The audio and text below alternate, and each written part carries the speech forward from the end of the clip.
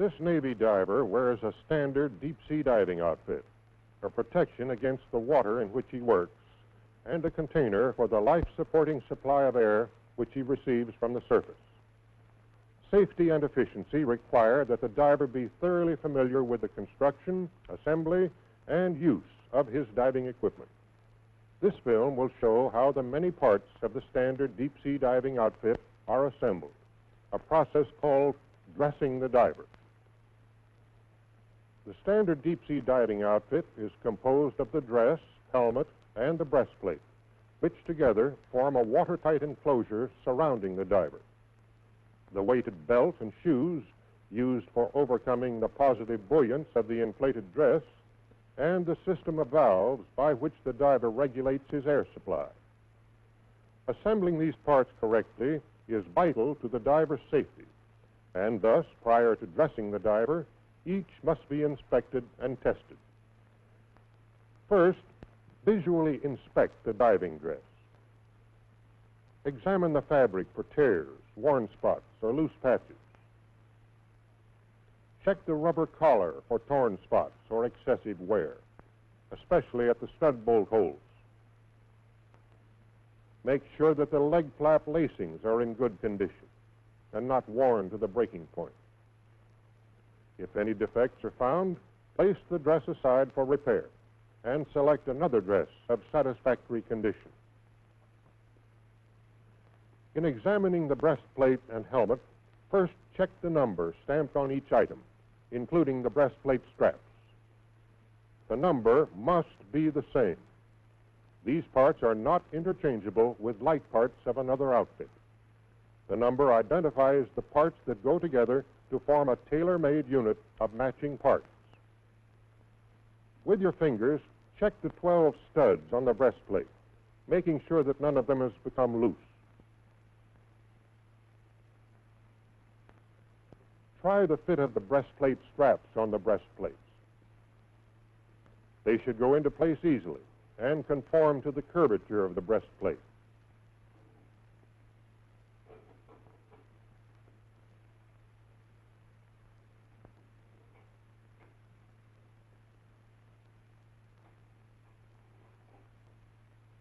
Notice that to avoid mix-ups, the front straps are clearly labeled.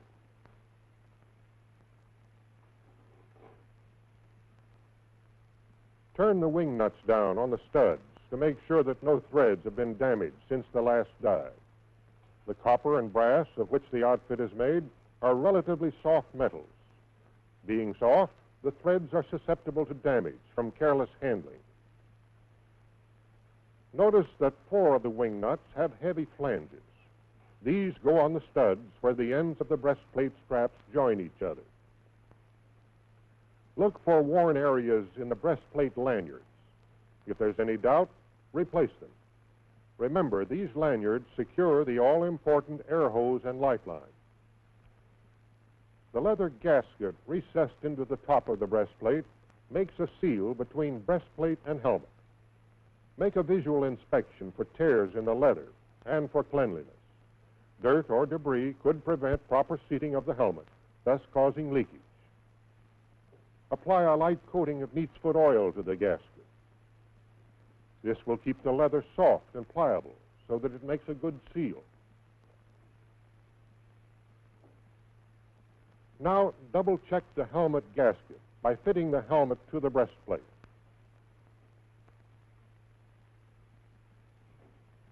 It should turn into place easily, but with some resistance. The helmet faceplate should face directly forward. And the safety latch on the breastplate should line up properly with the dumbbell on the helmet. Check these for security and proper operation. Take a close look at the helmet ports, especially for cracks or dirt. Clean them if necessary. Underwater visibility is seldom good, and dirty ports would further reduce the diver's vision. The faceplate is the only viewing port that opens. Check the condition of the rubber gasket and the operation of the hinge and swiveled wing nut which clamps the faceplate against the gasket. Make sure the cotter pin is in the hinge pin and secure. The two goosenecks at the back of the helmet are extremely important. This one admits the diver's air supply, and this one secures his combination lifeline and communications cable. Be sure they have not been knocked loose and that the threads are clean and undamaged. No part of the testing and inspection operation is more important than the attention given to the diver's air valves. Let's begin with the two valves built into the helmet. First, the exhaust valve. Check the operation of the hand wheel. It should turn freely. Operate the exhaust valve chin button. It should depress easily and return immediately when released. Pull the chin button upward, as the diver occasionally does with his lips, to make a temporary adjustment in his buoyancy. Again, it should work easily and return when released. Operate the chin button in this manner several times. Remember, the correct operation of his exhaust valve is important not only to the diver's efficiency, but also to his safety. Next, the spit cock at the left side of the helmet. This is a secondary exhaust valve and is used to make minor adjustments in the diver's buoyancy. It's a simple sleeve valve. The only test necessary here is to operate the lever, making sure that it has enough turning resistance to remain fixed at any setting. Now, let's look at the remaining two valves, each concerned with air supply. The air control valve regulates the amount of air admitted to the diving dress. Again, the regulating hand wheel should turn freely so that the diver has no difficulty in making adjustments in his air supply. However, it must not be loose. Enough resistance must be felt to prevent an accidental bump or blow from turning the hand wheel and thus altering the diver's buoyancy. Make sure the cotter pin is in place to prevent the hand wheel lock nut from backing off. Each of the male threads machined into the body of the air control valve must be clean and free of distortion. Check the link and eye pad used to secure the valve to the breastplate. Excessive wear or damage is seldom found, but be sure. The last of the valves is the safety air non-return valve, usually referred to as the non-return valve. Remove it from the gooseneck at the rear of the helmet and check the condition of the threads. You'll remember that the non-return valve is a spring-loaded one-way valve.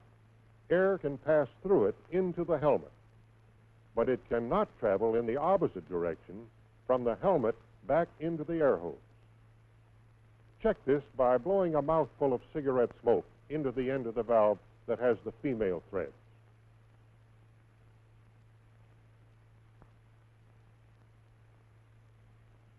No air or smoke should pass through the valve.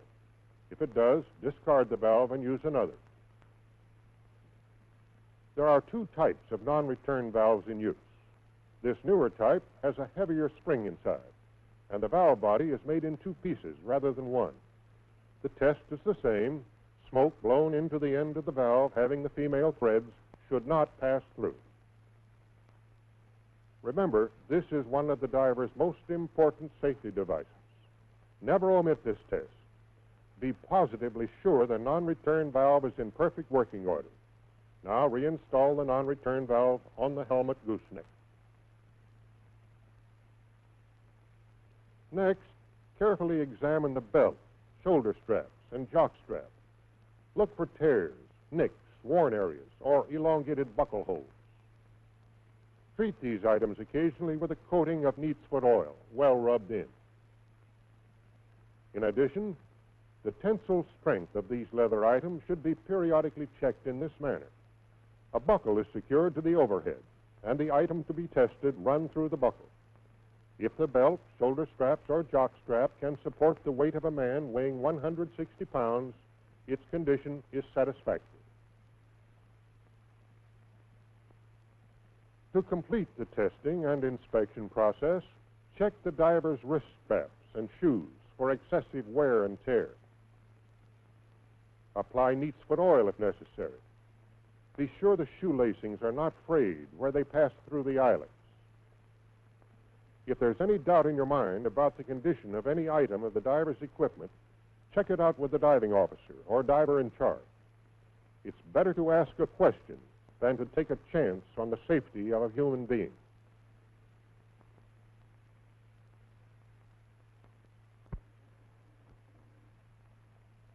Before dressing the diver, connect the air hose and the lifeline to the helmet goosenecks. Do not, repeat, do not oil the leather gasket inside the lifeline gooseneck. Remember, the lifeline carries the communications cable. Oil on the contact points of the cable would interfere with the operation of the intercom system. Tighten the connections hand tight, then finish with a wrench. Be firm in tightening these connections, but don't use too much muscle. Stripped threads might get the diver into serious trouble. Check the air supply by opening the air control valve. You'll be able to hear the air rushing into the helmet. Dressing the diver is mainly the work of two men, the diving tenders. They are supervised by the diving officer or the diver in charge and assisted, where possible, by the diver himself. The diver is prepared for diving by donning one or two sets of diver's underwear, his choice determined by the temperature of the water and the amount of physical activity required by the job. To begin the dressing process, the diver slides feet first into the diving dress, the tenders assisting in drawing it up. The diver helps by worming his arms into the sleeves as the tenders work the dress over his shoulders. The diver assumes this bent-over position so that the tenders can conveniently lace up his leg flaps. These are drawn up snugly, but not so tightly as to restrict circulation. Tenders work as swiftly as they can, consistent with safety, out of regard for the diver's comfort. On the surface, the diving outfit is not a very comfortable one. Note how the ends of the lacings are tucked in under the leg flaps. This, of course, is to keep them from fouling.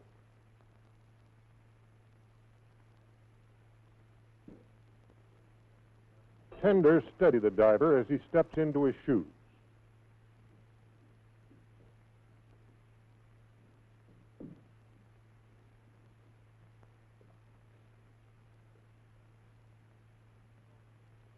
They draw the lacings up firmly and tie them off with a square knot.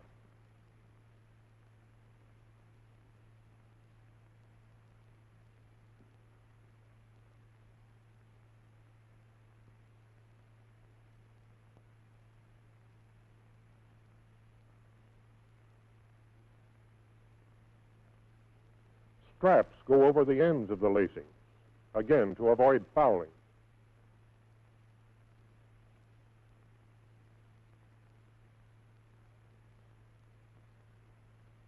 Buckles must be outboard.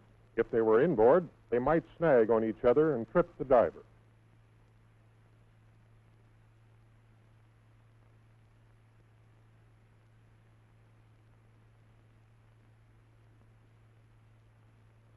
Next, the helmet cushion, the horse collar, as divers call it. This is an optional item. Some divers use it, some don't. All divers, however, should learn its use. It's a pad to protect the diver's shoulders and simply slips over his head. One tender works the horse collar under the bib of the dress, while the second tender gets the breastplate.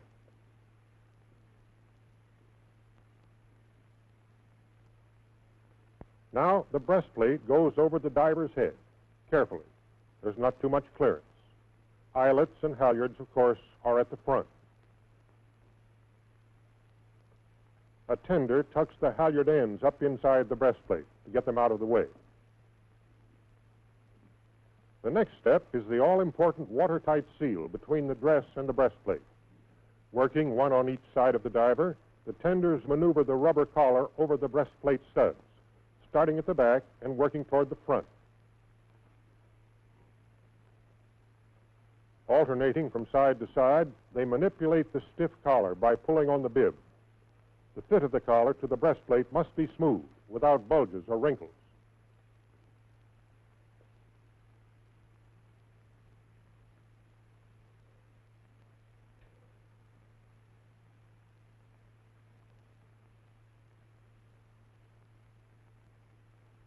A copper washer goes over the bottom front and bottom rear studs and over the top right and top left studs. These distribute the pressure under the joints between the breastplate straps to prevent gouging and chafing of the rubber collar.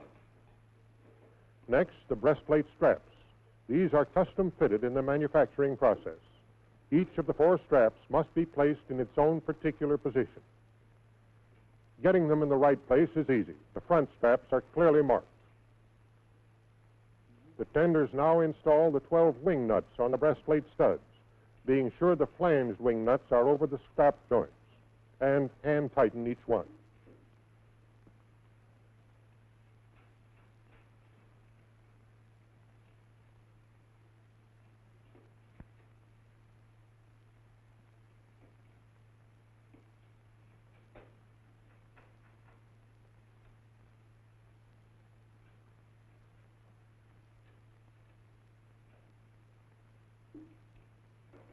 The tenders, one working at the back and one at the front, use the wing nut wrench for the final tightening. Notice the grasp the front tender has on the top opening of the breastplate. This is to protect the diver's chin, as the torque of tightening the wing nuts causes the breastplate to tilt and twist.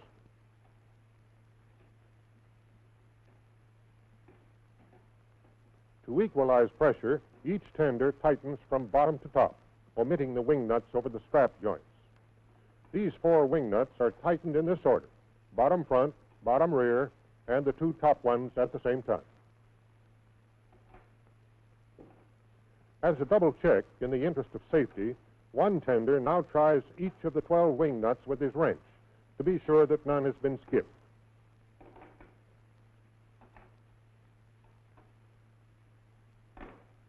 Now he removes the wing nut on the longer stud at the left front of the breastplate, where the eye-pad of the air control valve will be secured.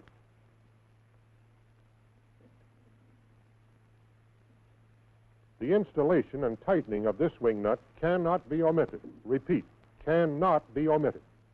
It must be installed and tightened in the proper sequence in order to make a tight waterproof seal between the dress and the breastplate. To protect this exposed stud, the diver covers it with his left hand.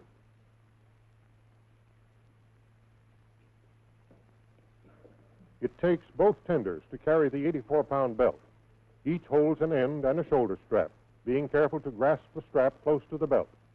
If they were to take a higher grasp on the shoulder strap, the heavy belt would tend to swing like a pendulum and might knock the wind out of the diver. The tenders place the belt around the diver's waist with the buckles at the rear. They lead the shoulder strap so that they cross at the bottom of the front lower stud, pass outside the top stud at each side, and cross again at the bottom of the rear lower stud. This keeps the belt from shifting while the diver works. Each tender now secures one of the shoulder straps, passing it through the appropriate buckle attached to the belt weights in the rear. One tender fastens both the belt buckles.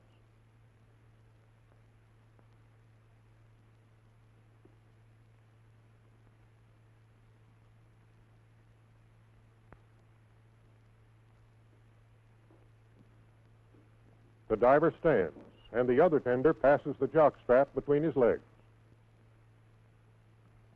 Pulls it comfortably tight as the diver bends and straightens to check the fit. Fastens the buckle and tucks the loose end of the tongue out of the way.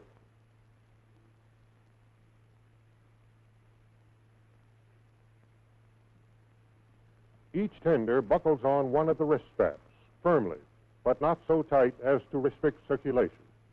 The inflated suit tends to elongate. The wrist straps keep the diver's hands seated in the gloves.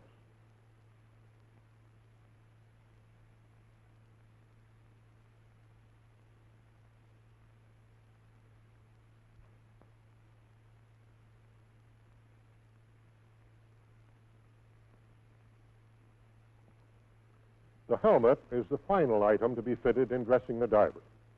The air hose and lifeline are already attached. To keep these out of the way, the tender leads the air hose over the top of the left port and the lifeline over the right.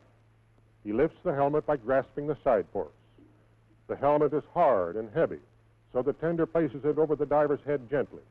He positions it so that the faceplate faces a little to the diver's left. When turned into place, the faceplate of the helmet should face directly forward, and the marks scribed on the helmet and the breastplate should be aligned, or nearly so. The faceplate is open now, so the diver can breathe and talk until he is ready to go over the side. The dumbbell is dropped into place, the safety latch closed and secured with a cotter pin. The air hose is passed under the diver's left arm, and a tender slips the iPad of the air control valve over the long stud of the breastplate. He reinstalls the wing nut now, using the wrench to tighten it firmly.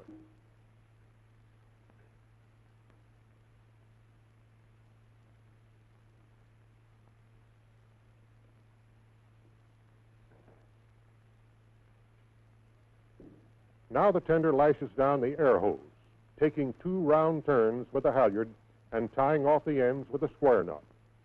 In doing this, the tender takes care to ensure that the air control valve hangs conveniently to the diver's left hand for easy adjustment.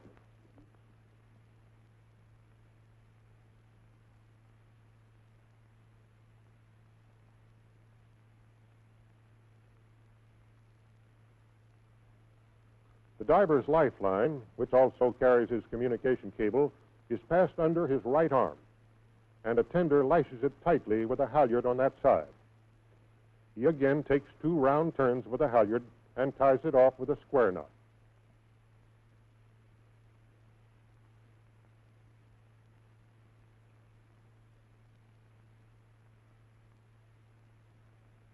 And now, a last-minute check on the diver's intercom. Topside, Red Diver. How do you hear me? Red Diver, topside. Hear you loud and clear. How me? I hear you the same. The diver closes his exhaust valve all the way, then opens it by giving the hand wheel 2 1/2 turns. He'll adjust the air control valve as soon as he's submerged on the diving ladder. The final step in dressing the diver comes when the diver feels that all is ready and gives this signal. Button her up. The tender closes the faceplate, winds the wing nut down finger tight, and uses the wing nut wrench to secure it tightly. The dressing of the diver is complete, and the diver is ready to go to work.